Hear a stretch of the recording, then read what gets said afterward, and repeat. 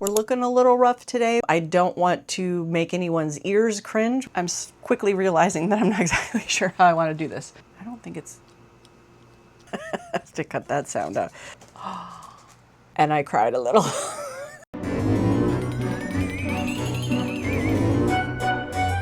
Hello, my friends. Welcome to another video. We're looking a little rough today, but that's okay. It's kind of by design because we're going to be rolling up our sleeves and doing a little arts and crafts project together today. I don't know exactly how well this is going to go, and I'll probably be recording over the course of a day or two because I don't know exactly how long it's going to take. But let's talk a little bit about what we're going to do today. So I mentioned a few videos ago that I wanted to make my table an experience at the market. And I took a step back and looked at what I already had to see if there were any gaps. And for the most part, I felt pretty good. I'm happy with a lot of what I have and the things that I've added.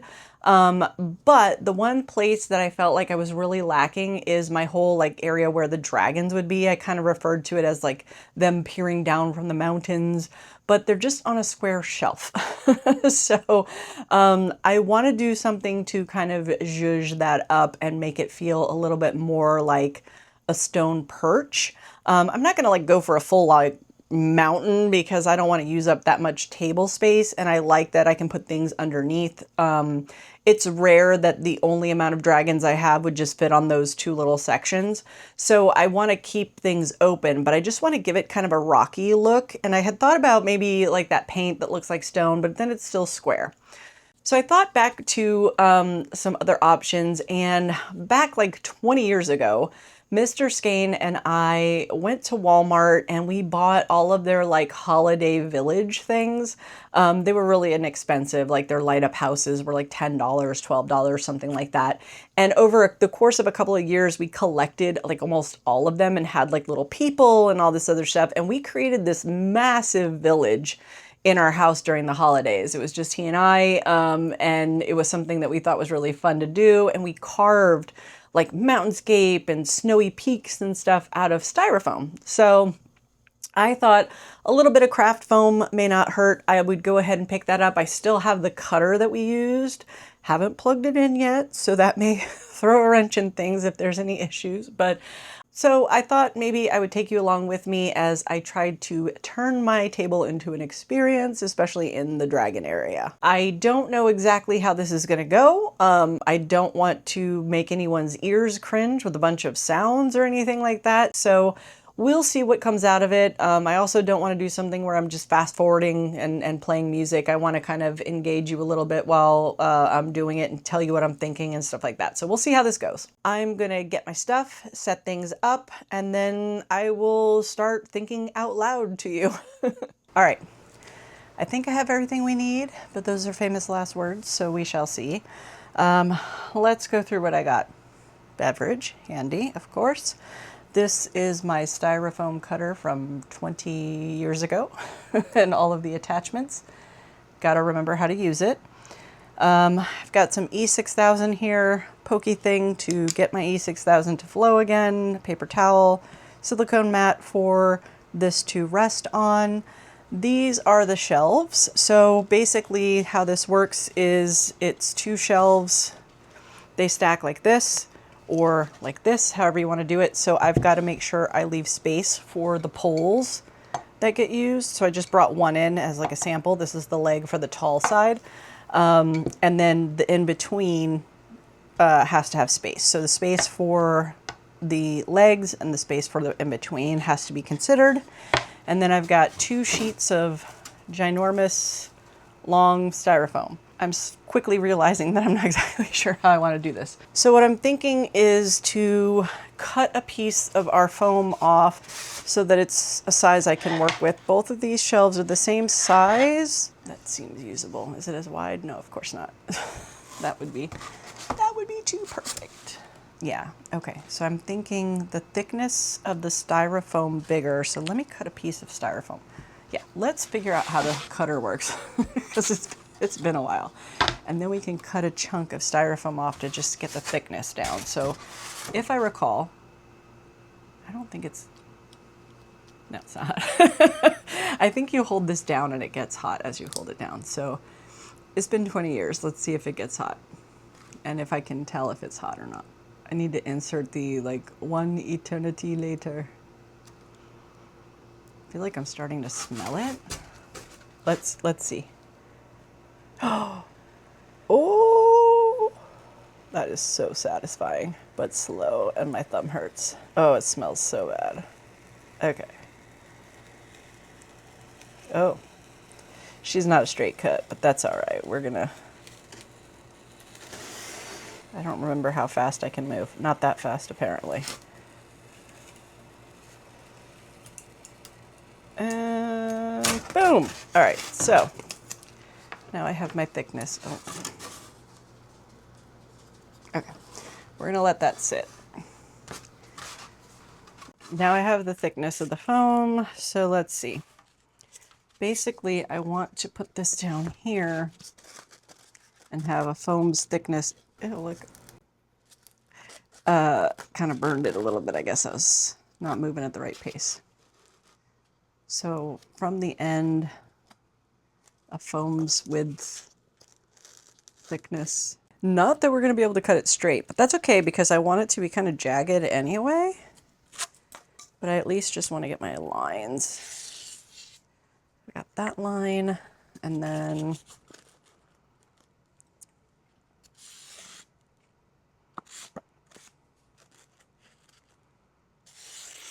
okay.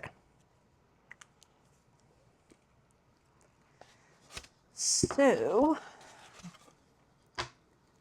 we're going to try to cut this out and see how we do. I wonder if, oh, that actually cooled off pretty quick. Okay. Trying to see if one of these cuts,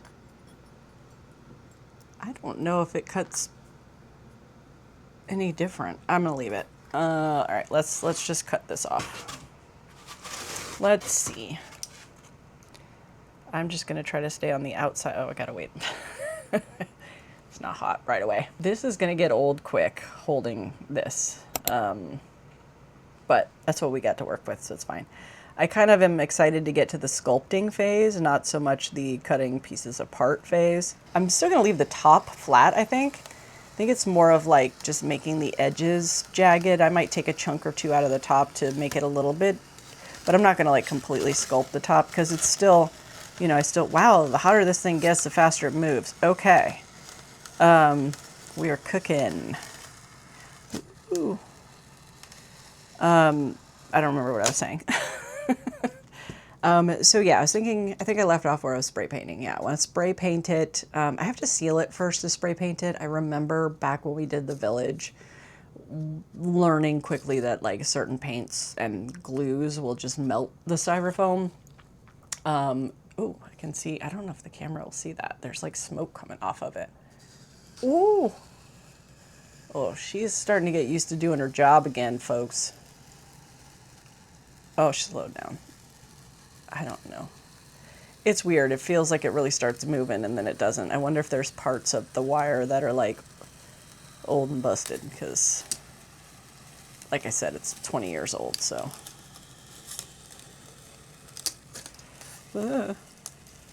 I think too it's my alignment because there's two wires. I don't know if the camera picks that up. There's two wires. So when I'm cutting down, if they're not like aligned, then it kind of throws itself off. Okay, let's set that down. Let's see what we got now. We have two sides. Oh, I'm gonna have to do this twice. All right, there's, I have to cut that sound out. There's two sides and then the third, and I still need one more. Okay. Okay, so now let's see if we can glue this together so that I can then sculpt it. Wow, that is not flat at all to try to glue. Okay, this one's nice and flat. This is not.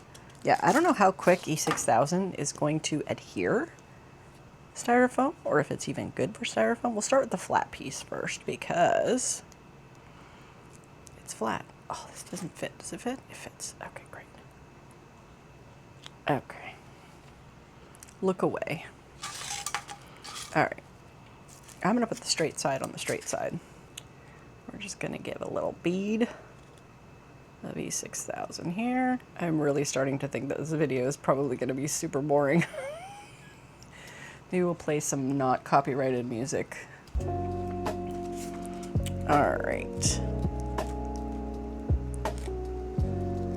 No, don't push this guy. No! No! Okay.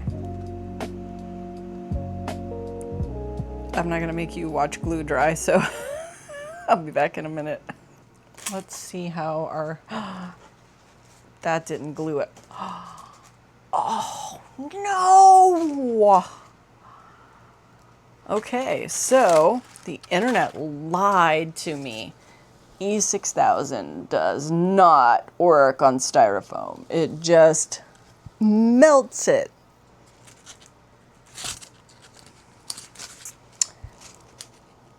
We need to go to the store. So we will resume later or tomorrow. All right, day 2, take 2. We need one of those. Yeah. So yesterday, Mr. Skein and I ventured out to a few places and read the backs of a lot of bottles, looking for acetone or anything that was going to melt styrofoam or could it be used on styrofoam, and ended up settling on this glue here. Kind of a big bottle, but it was only $5 and it can be used on other things, other craft stuff, so I will use that in the future. But we ended up cutting some new pieces. The base piece that I had could not be used because the E6000 just ate through it.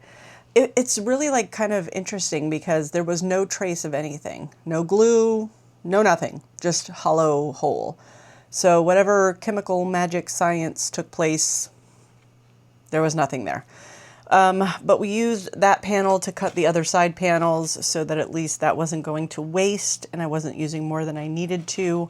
And then Mr. Skein pointed out that I didn't need to use the hot cutter to cut straight lines because that's more for sculpting and curves, and that you could just use a straight blade. And I was like, yeah, I know. But he knows better. So he helped me cut the other pieces, glued them together and pinned them. So now we have these nice little caps. I'm gonna try to record on my phone to show you kind of an overhead view of what's happening. Because what I need to do next is figure out where the holes go. Both of these wood pieces are the same for the top and the bottom. So whatever I do to one, I can do to another. And let's also make sure that this fits in here, which I think it should. Yeah, okay. So we've got our little cap. Where's my little pokey bit? Okay. So I'm gonna just kind of make a hole right where these things go.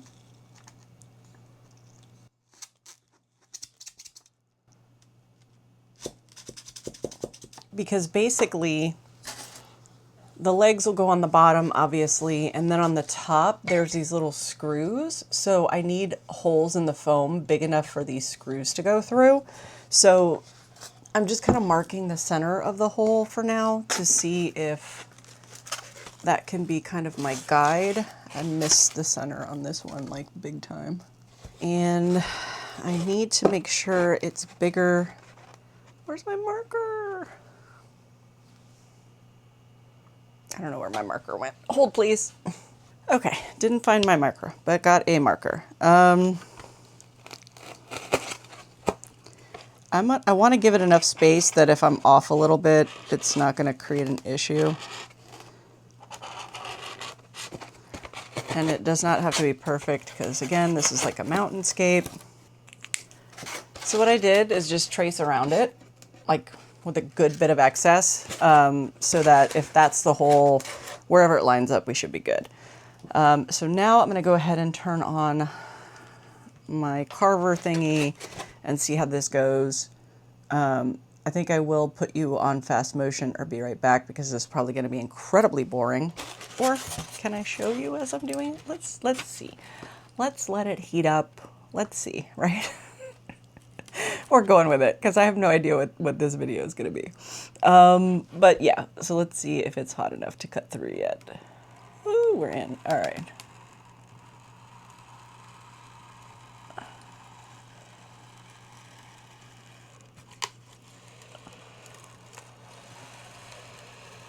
I'm just, ooh, all right, that's kind of what I was aiming for. We've got rough holes, which is fine. I'm not looking for like pretty because it's gonna be mountainous. So now I'm gonna do the same exact thing on the other piece and I'll be back. Okay, second piece is done. We've got our holes. I'm gonna assemble the shelving unit now because I want to sculpt it in place. Yay. Okay, so are you getting the vision? We have this, now I'm gonna sculpt it to make it look rocky, kind of mountainy. How well that'll go, I don't know, but we're gonna try and see. So let's see, how can I do this where you can see what I'm doing? I probably won't be in the shot, but that's okay. I think it's more important that you see what I'm doing because you know what I look like.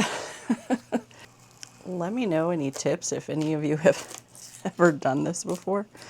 I don't know that I'm going to go back and do anything with it, but I think I'm hitting the glue and it does not like that. I'm going to work away on this and I'll either put you in fast motion or just come back when I've got something for you to look at because I'm pretty sure this is boring.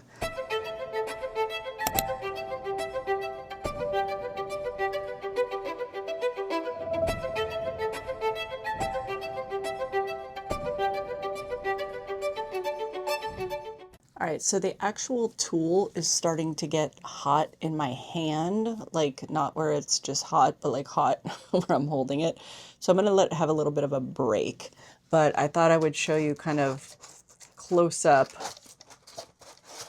what we've got. So I just basically tried to create texture so it's not the actual, you know, styrofoam bumps or flat on all the sides and just like some jagged corners. Peel off my dingleberries, all the way around to just kind of give it a jagged rocky area. So the other thing that we picked up yesterday when we were at the store was some spray paint. I got black, gray, and brown. So I think while that is cooling off, sorry, I was making styrofoam sounds. While that's cooling off and taking a break, I'm going to go outside with one of the pieces that I'm not using and spray the spray paint on it just to make sure that that doesn't dissolve it. I bought spray paint that is, whatchamacallit, not like the harsh stuff. It's more craft spray paint and what is the word I'm looking for? Latex based? No, I don't think that's right. I don't know. Anyway, it's the kind that should be okay for styrofoam, but we've been fooled before. So I'm going to take the pieces that I'm not using out there and spray them and see how that goes. And then I will come back, do the rest of the carving on this piece, and then show you where we're at. Okay, spray paint test was successful. So the black, gray, and brown will spray on the styrofoam and I don't have any issues with it eating it. I'm going to let this dry to kind of see what it's like because the one thing I wasn't thinking about is making sure that when this is dry, if I rub it with anything, nothing comes off. I might have to do like a clear coat if it does. I don't think it should once it's dry, but I just want to really 100% be sure that none of this color rubs off on my plushies, obviously. So yeah, I'm going to sculpt the rest, let this dry, and then I will take these outside, spray paint them, and see what our final result is. All right, so we're about as far as I'm going to be able to get, at least in this video, because I ran out of gray spray paint. So these might get another coat, but I think you'll get the idea of kind of what I was going for here, and I think they came out pretty good. Is it exactly what I envisioned? No. But I think it'll do the trick. I think it kind of adds that rockiness to it. I did a quick little staging of some recent makes that I had that are dragon related and put those on top real quick just to kind of give the idea of what I was going for. And yeah, I think overall came out pretty good. I'll probably give it another touch up, like I said, and then you'll see that when we go to market. So let's go ahead and get into this week's makes. This week, I struggled. I struggled with patterns. I struggled with makes. I struggled with myself. The first thing I wanted to do was kind of hit the aviary area, and I had bought a while back the owl pattern by Mom's Stitchetti. And I knew this one was going to have a couple of interesting stitches. A lot of hers do. But I ran into some trouble, not necessarily with that specific stitch, but let me show you what I made here, and then we'll get into it. So this is my owl, and I made him with Bernat blanket and a 6mm hook, which was by accident. I thought I grabbed my 6.5, and it was not. This is yarn over, 30mm eyes that I hand painted with kind of some brown and gold glitters because I thought that was appropriate. I like the final look of this guy very, very much. These stitches, I forget what they're called, spiked bobbles, I think. And she gives you an alternative way. If you are in a hurry, or you are like, I don't want to deal with it, or if you are me making this again in the future, just do it the easy way. Because I made another foot after, and I don't know what I did with it, but it looked just as good to me. Like, I see no difference, and this was a pain in the butt. So in the future, I will never be doing that again. I was a little disappointed in the end result of the backside of this guy. And that is because I expected there to be color changes that kind of ended in here under the wing, so that the back of him was the same color as the wings and his head. And I was kind of bummed, but I did not want to sit and think of how to do that when I had gotten done making these feet. So I just followed the pattern for that piece, but I was a little disappointed because I feel like it would look so much better if the back half was that color. And I don't know, maybe I'm wrong. Maybe that's not how it should be, but I just, yeah. The other thing was, my struggle was another thing. So I got him done, got up to the point where it was time to put in the eyes, and I was trying to figure out what eyes I was going to use. I wanted to use just like some of the batched eyes that I made and use them and not have to deal with it, but I did not. I needed to paint a pair specifically for him, which is fine. But what happened was I was exhausted. It was the end of the day. I just wanted to be done with him. So I brought everything over to the couch, his eyes, all the bits that I finished for his little eyebrows, the yarn to do the embroidery work, and I popped the eyes in, sewed these bad boys on, embroidered. Actually, I don't think I embroidered this. I did the beak, and then I realized I did it on the wrong side of the head. I'll pop up a picture here of what that looked like. And all I could think of, if you're a Spaceballs fan like I am, is that scene where President Scroob gets beamed into the deck and his head is on backwards. Why didn't somebody tell me my ass was so big? So yeah, this owl was wondering why no one told him his butt was so big. And I busted out laughing like a crazy person, like hilarity. And then my brain processed the amount of work it was going to take to fix said issue. And I cried a little. I'm not going to lie. I was so tired. I just burst into tears. And I was like, I think I need to go to sleep and fix this in the morning, but I could not. So I cut his head off. I frogged back to where you would start the head and remade his head. So, you know, I was tired, but also that added to the disappointment, because if this was this color, I would have noticed what I was doing wrong. That's not on the pattern. That's all me, but yeah. So that was a true labor of love. I don't know if I'm going to make him again. There are so many other owl patterns that I feel like are just as cute, and I could add the little eyebrow doohickeys. Like, I don't think there's enough value in doing those feet that way and stuff, at least for my purposes. The pattern itself is phenomenal. Mom Stitch Edgy is always like great pattern writer. So good information, all the detail you need. It was just not for me as far as like the time it took and everything like that. Aside from the fact that I put his head on backwards. So then I decided I wanted to work on kind of the dragon and mystical creature area a little bit. So I decided to make another Darth, the Splooting Dragon by Snuggle Beans Crochet. But this time I wanted to use my Parfait plush and see how large it would come out. So this is my Darth, and he came out pretty big, pretty good size. This is, like I said, Premier Parfait plush. This is the Sweet Snuggles Light that I've had from forever ago. 35 millimeter eyes. This was done with a 7 millimeter hook, yarn under again, and he came out cute. I'm very happy with him.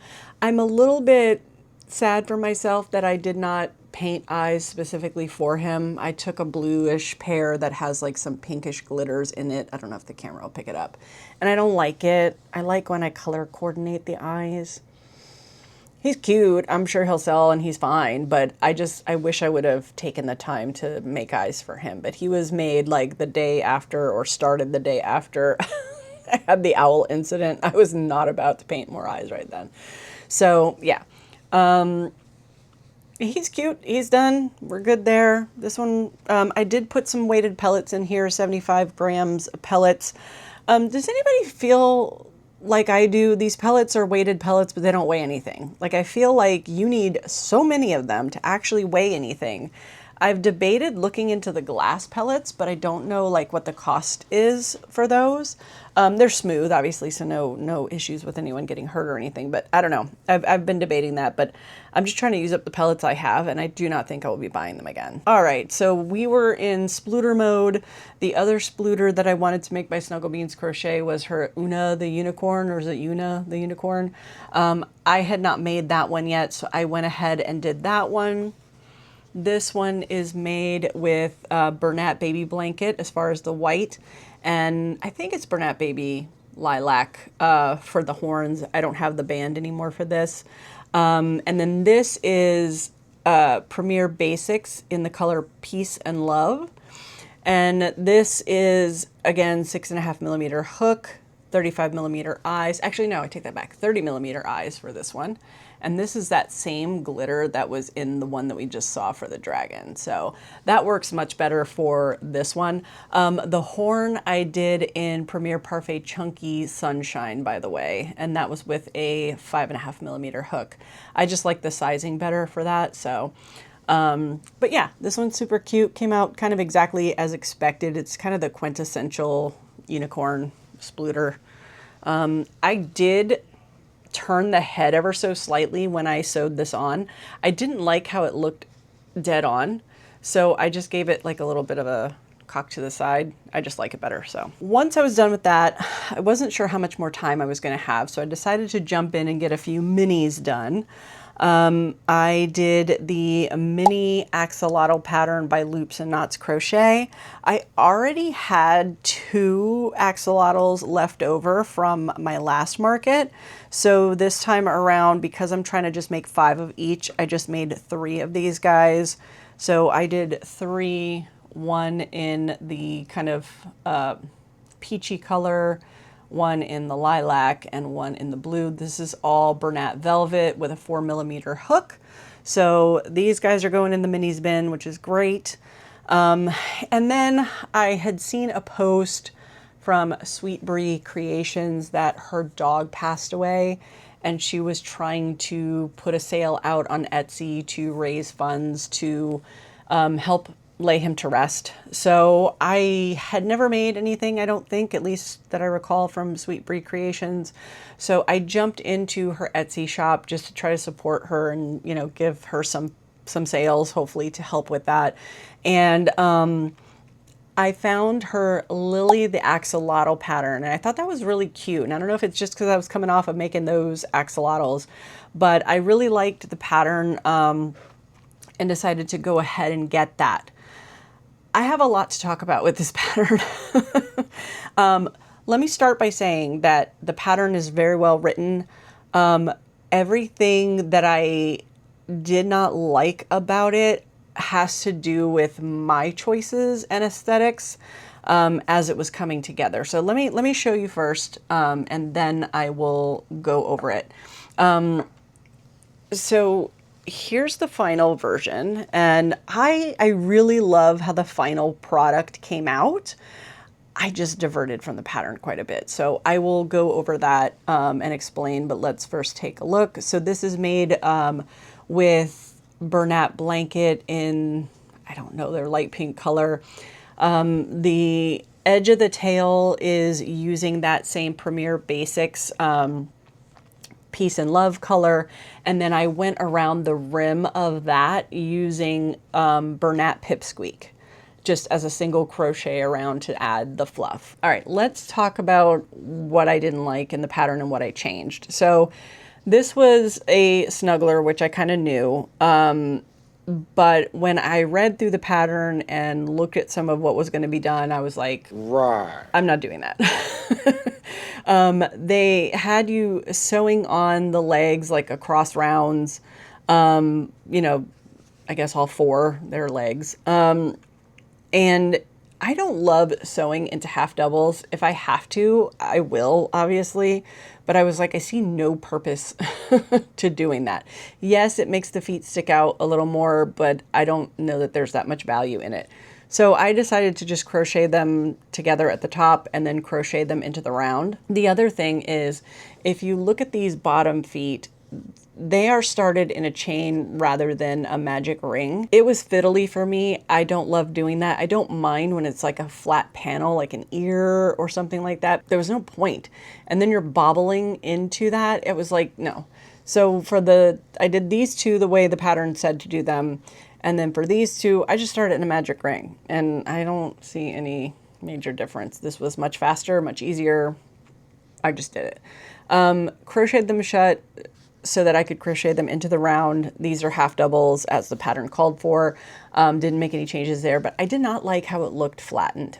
So I lightly stuffed this guy. It's not so much so that anything's gonna be poking out. He's still very cuddly. But yeah, the other thing was, I was disappointed because they tell you to stuff the tail lightly, which I did, and I wish I hadn't stuffed it at all. Because you do crochet the top of the tail shut and sew it on, but you're still crocheting the top of it shut. So I didn't change anything there. I just crocheted it in as I was going, but I don't like the way that it looks with the stuffing in it. And maybe I put too much, I don't know. I think it would have just been cooler if it was kind of floppy. So next time, well, I don't know that I'll make it again, but if I did, I would probably leave that unstuffed. So the last thing that I changed, well, actually, yeah, we'll talk about two things. So the last thing I changed is the way the head attaches. So what she has you doing is crocheting the top of the neck shut, kind of like you do for the splooters, and attach the head the same way you would on the splooters. The difference here is this is not a splooter. Like, this is not going to be more than likely sitting like this. It's not designed for that necessarily. And this head is so massive. I like it. I love the look of the massive head, but it was not, you couldn't hold it right without it flopping all over the place. Like, it was horrible. I didn't like it. I didn't like how it looked when you held it like this. I didn't like how it looked when you sat it down. I just did not like it. So I ended up, taking it off, and then I took it down to where it was, where you would have done it shut. And I took those single crochets out. I just did a round of single crochets, and then I sewed the head on kind of as a round, and I stuffed the neck a little more. That way it was kind of a little more supported. It's still floppy, obviously, because the body doesn't have any support for it really, but yeah. The one little beef I have with the actual pattern is, again, this could be my brain. is the way that they described doing these frills. So what the pattern said was for the left frills, you know, have this facing you, insert your hook, blah, blah, blah. So I did that. But I think what it meant was the frills on the left. So you're looking at it, frills on the left, not the left frills. Because to me, left hand, right hand, but if I'm looking at it and you say the one on your left, that's the right hand, right? So what that ended up doing was putting the back side of the crochet over here. And I was just going, and then I realized it, and I was like, So what I decided to do was, after I put the pipsqueak on, decide whether or not it was okay. And it was fine. The pipsqueak just makes the whole thing kind of look fluffy anyway, so you don't really notice. It doesn't make a difference, inside, outside, whatever. So yeah. So that's this one. I really love the end result. But again, I don't know that I'll make it again, just because I may not remember all of my modifications. I think I wrote them in the pattern, but yeah, it's super cute. We'll see, you know, we'll see how it goes. Maybe I do again someday. The more I look at it, and after I put the pipsqueak on, the more I like it. But yeah, I don't know. I wanted to take a quick second to talk about pipsqueak, as a matter of fact, because where did my samples go? Because I bought this specifically for that. But before I bought it, I knew I wanted to add the fluff after I made the tail. I was like, I think I'm going to want the fluff. I had gray pipsqueak, and I just put it along the edge to see if I would like it. And then I got this off of Amazon. And I gotta say, like, the color combination of the Peace and Love with this is like spot on. I was annoyed with this because I had my pipsqueak from Joann's in gray, and this pipsqueak is so much thinner. I don't know if the camera will pick that up. Yeah, it does. So much thinner than the old pipsqueak. I don't know what the deal is. I don't know, maybe if it's always been that way and it's just gray. If you guys know, let me know in the comments. But I was like, what? That is not as fluffy as I expected. But I really do love how they come together. So I'm going to be ordering more of this color so that I can use more of this, because I really, really do love this. I don't know what else I'm going to put it on, but I want to make stuff with both of those together because it looks so good. Those are my makes for the week. Thank you for coming along with me to try to enhance the experience of my table. I'm hoping that it's gonna get there. I know that I'm gonna have refinements to do probably every single market till I get happy with it, and then when I'm happy with it, I'll probably want to change it again. So that's okay. I officially have 3 weeks to my market. So it is crunch time. We are going to hustle as much as possible. If you have not already subscribed, please consider doing so. As always, thank you so much for watching, and I will see you on the next one. Bye.